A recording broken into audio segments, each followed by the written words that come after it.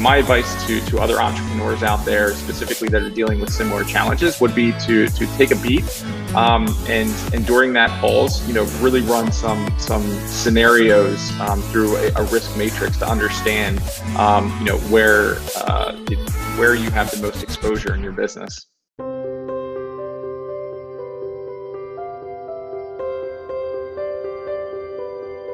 I'm Ryan Hogan. I'm the co-founder and CEO of a company called Untitled. Untitled is an immersive entertainment company where we ship stories through the mail, and these stories include correspondence, items, clues, and basically all of our members navigate through this murder mystery investigation.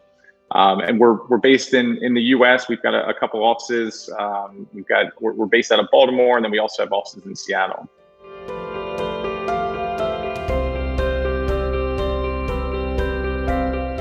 Yeah, I think that it's certainly an interesting dynamic in the current times, the self-quarantine and everything else that we have going on.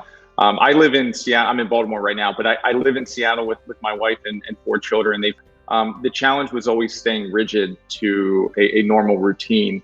I think that normalcy is having a schedule. Normalcy is having a set time frame to accomplish tasks and thoroughly plan that stuff out. One of the challenges with COVID, especially for us, has been all of that is out the window. Things take longer than expected. Things can get accomplished quicker than expected. And trying to understand and trying to adapt to that new world, it has certainly been a challenge. But for us, it's being less rigid. It's understanding what needs to get accomplished, whether that's for the day, whether that's for the week, and so just staying extremely flexible and having a lot of empathy for what everybody else in the household has been going through.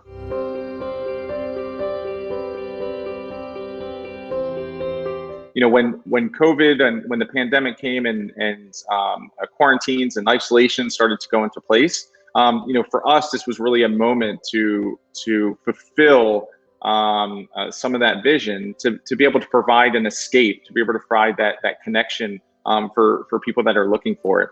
And so we dealt with increasing demand challenges, and what that did was really stress our supply chain. So everything from trying to keep inventory in stock, to ensuring that our vendors, whether they were domestic or offshore, were able to keep up with the increase in demand.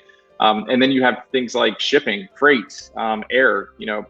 Air has been, I think it's 8 to 10x the cost right now to import products via air. And then you're also dealing with the challenges of sea, and there's less ships on the water right now, which means scheduling takes a little bit more time, and things that would normally take 30 to 40 days might take 50 to 60 days, which has a pretty significant impact while you're battling demand on the other end. So those have really been our issues throughout this pandemic.